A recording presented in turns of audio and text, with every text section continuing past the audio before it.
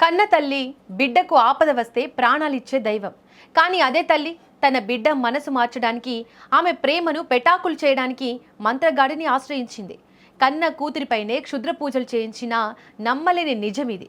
వికారాబాద్ జిల్లా తాండూరులో వెలుగు చూసిన ఈ దారుణ ఘటన ఇప్పుడు రాష్ట్ర వ్యాప్తంగా సంచలనం సృష్టిస్తోంది.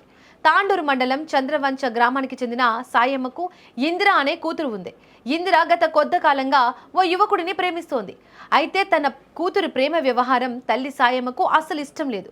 వద్దని వారించినా వినకపోవడంతో ఎలాగైనా ఆ ప్రేమను చెడగొట్టాలని, కూతురుని తన దారిలోకి తెచ్చుకోవాలని సాయమ్మ ఒక అనాగరిక నిర్ణయం తీసుకుంది.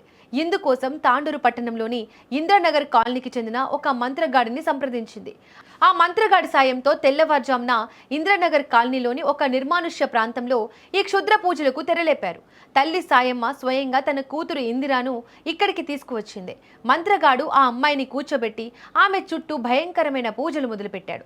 సరిగ్గా అదే సమయంలో స్థానికులు ఆ దృశ్యాన్ని చూశారు. తెల్లవారుజామున అక్కడ ఏం జరుగుతోందని ఆరా తీయగా అసలు విషయం బయటపడింది. మూఢనమ్మకాలతో ఒక అమ్మాయి ప్రాణాలతో చెలగాటమాడుతున్నారని అర్థం చేసుకున్న కాలనీవాసులు ఒక్కసారిగా ఆగ్రహానికి గురయ్యారు. వెంటనే అప్రమత్తమై మంత్రగాడిని పట్టుకున్నారు. అమాయక ప్రజల భయాలను సొమ్ము చేసుకుంటూ ఇలాంటి క్షుద్ర పూజలు చేసిన మంత్రగాడికి కాలనీవాసులు దేహశుద్ధి చేశారు. ఇక్కడ జరుగుతున్న పూజా సామాగ్రిని అందరూ చూసి విస్తుపోయారు. వెంటనే పోలీసులకు సమాచారం అందించడంతో తాండూరు పట్టణ పోలీసులు ఘటనా స్థలానికి చేరుకున్నారు. మంత్రగాడిని, ఆ తల్లిని అదుపులోకి తీసుకున్నారు. ప్రస్తుతం ఈ కేసు తాండూరు పోలీస్ స్టేషన్లో విచారణలో ఉంది.